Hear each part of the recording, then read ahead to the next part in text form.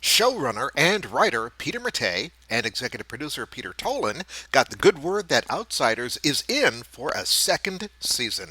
And congratulations on season 2. Thank you. Or as you said, we're just moist with happiness. Well, I am. I don't think Peter is. He's just mildly damp. I am full on moist. Really, well, how did you feel? Well, I'll be incredibly honest with you about it. I just was so happy. No, at first it's like season 1 was very difficult to pull off because we were creating this world from scratch, and we had a slight idea of what it was, but it's like every little detail of it had to be thought out and chosen and so on, and it's just quite a process. You make a lot of mistakes and you have to back up and redo things and so on, and we finally got there where we got it right. But then we didn't know if the show was going to be any good or not, and we cut it together, and lo and behold, it was like, oh, this is kind of working pretty well, better than we thought it was going to work. And then of course the next thing is, well, are people going to care about it? Are they going to like it? And it turned out they did like it. So there's this sense of elation and accomplishment. And then the network says, well, we want to do season 2. And you're like, that's fantastic, that's great. And then you go, oh my God, I have to do that again, which I had never done. Peter's done it before, worked on a show, but I had never done the same thing twice. So it was a very odd kind of experience to say, oh, I'm going to do the same thing again, but a little bit different. I told a couple of the actors, I got a buddy of mine to watch the show, and he said, it looks like it's hillbillies. I said, you have to pay attention to it because it's more Shakespeare than Tobacco Road. Mm-hmm.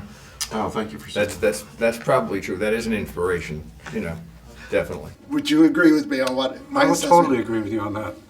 Yeah. All the kind of levels that Shakespeare goes to, and I don't want to compare the writing or anything to Shakespeare, but just in terms of the plot kind of complications and levels to it, and Family the world, dynamics. the language, the sort of even a feeling, that little bit of feeling of that connection to the old world that the Farrell clan is connected to. It all has a sense of that. Yeah. How was the experience of being a showrunner? Well, it's like failing constantly, essentially. He would know more than me. I describe it to people as you get a call at like 5:45 in the morning informing you that 4 houses on your block are on fire. And you can only save one of them. And the other 3 families all have to die.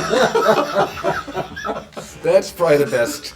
That's the best summation of what it means to be a showrunner that I've ever heard. The theme of freedom versus non-freedom that we saw so much of in the first season, does that carry over to season number 2?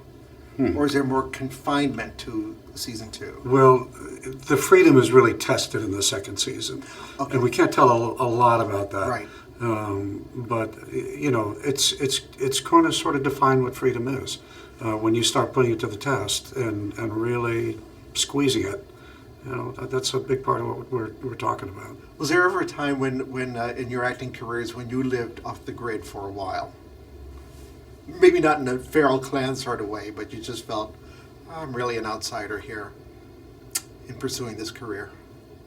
Well, I don't know if it's really off the grid, no. I mean, my first season doing theater when I was 17 years old, on Cape Cod and making $20 a week and, panhandling and living in a barn where the rain comes through the roof and losing 30 pounds in 2.5 months. And, I think that qualifies. yeah. What about you, Ryan? I don't know. I think everybody feels like an outsider. I think if you don't feel like an outsider, you probably are.